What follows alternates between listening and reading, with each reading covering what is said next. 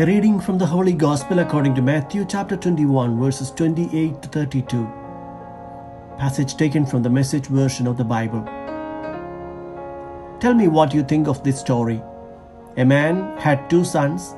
He went up to the first and said, "Son, go out for the day and work in the vineyard." The son answered, "I don't want to." Later on, he thought better of it and went. The father gave the same command to the second son. He answered, "Sure, glad to." But he never went. Which of the 2 sons did what the father asked? They said, "The first." Jesus said, "Yes, and I tell you that crooks and whores are going to precede you into God's kingdom. John came to you showing you the right road. You turned up your noses at him, but the crooks and whores believed him. Even when you saw their changed lives, you didn't care enough to change and believe him."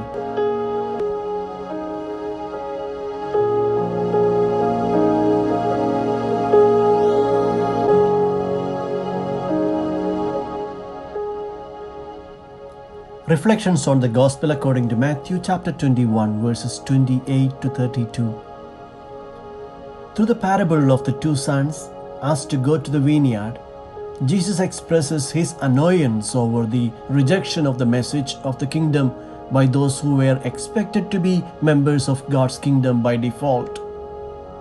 Priests and elders of the community were the ones who were learned and had access to the scriptures. They regarded themselves have automatic access to God's kingdom, while prostitutes and tax collectors were regarded public sinners and couldn't even dream of reaching anywhere near. It would be wrong to interpret that Jesus was disregarding the sinful behavior of the crooks and prostitutes, while rejecting the law-abiding Pharisees and religious leaders. Explaining this text, sometimes we hear phrases such as, "Those who do not go to Mass are better than those who do." What is important thing is not to go to Mass but to be a good person.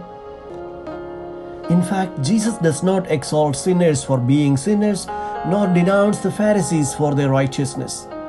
What he appreciates in sinners is their disposition to conversion.